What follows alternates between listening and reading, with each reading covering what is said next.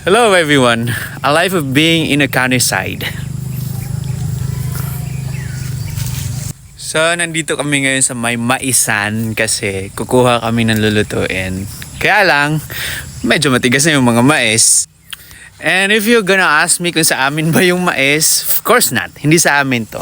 Humingi lang kami. So ganun kasi dito sa province, pagka gusto mo ng something, tapos hingi ka lang, wag ka magnanakaw. And super kati, makati siya. I'm actually with Zara. Dito kami ngayon. Nahiya siya. Sa camera. So ganito po siya kung paano kunin yung mais. Like ganito. Wait lang. Yeah, that's my sister. And matigas na ba yan? Okay. So, this is all the mais. And wala akong mapili baga. So, ito po yung mais. And this is the matigas na. Hindi mo na ito kukunin kasi matigas na yan. Hindi na yan pwede lutuin. And this one is hindi naman siya masyadong maganda. So, pipili ka na maganda actually. Like this one. Oh, let's see kung malambot pa ba siya. Ay, malambot pa. So, matigas yung ano.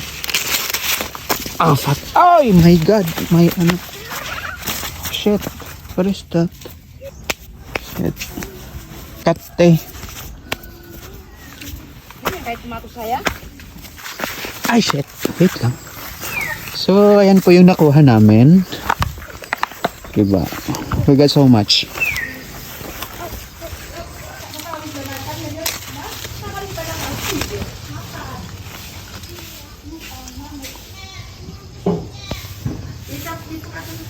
Ayan, kukunin ko yan.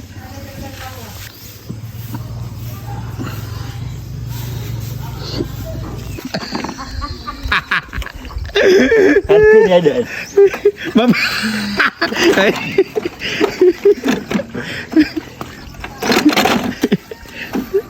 Dia ko pa yung mga awawit sa city. Huwag ka na diuman. Diyan na. Ay, ano to? Maandar ka gin. Ano to putay? Hari ini di sarang mamuna. Takataw na ba ka na lagay? Bener. Kato. Eh. Patabil ka sa kape.